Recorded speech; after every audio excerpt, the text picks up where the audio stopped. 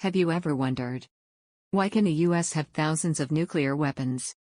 But when Iran even talks about uranium, the world loses its mind. Why is it okay for France, the UK, China, even Israel, to have nukes? But other countries are stopped, sanctioned, or bombed for trying? Now, Israel and Iran are at war. But to really understand why, we need to go back. Back to when the world gave itself permission to choose who gets to hold power, and who doesn't. The first nuclear bomb exploded in 1945.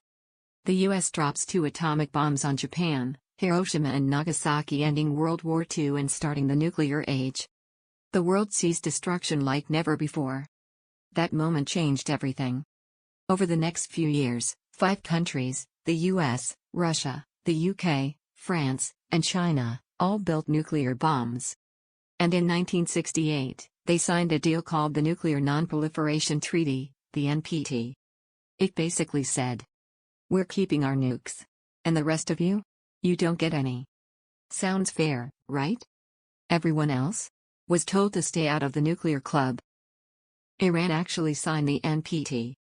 That meant it agreed not to build nuclear weapons, in exchange for peaceful nuclear technology.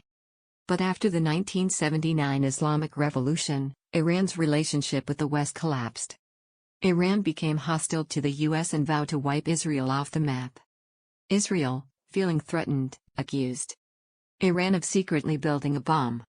Especially since Iran started enriching uranium, quietly, and maybe not just for energy. Here's where things get interesting. Israel has nuclear weapons. A lot of them. But they've never admitted it.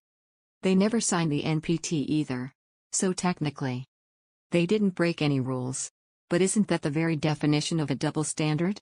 Israel says, we're just protecting ourselves. But when Iran builds the possibility of a nuke, the world panics.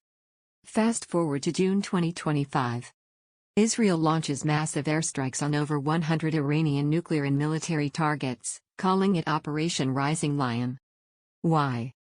Because Israel believes Iran was just days away from building the bomb. Iran retaliates with hundreds of missiles, most intercepted, but the region is on fire. Iran is angry, and now its enemies worry even more, not just Israel, but Saudi Arabia, Turkey, the UAE, they're watching closely.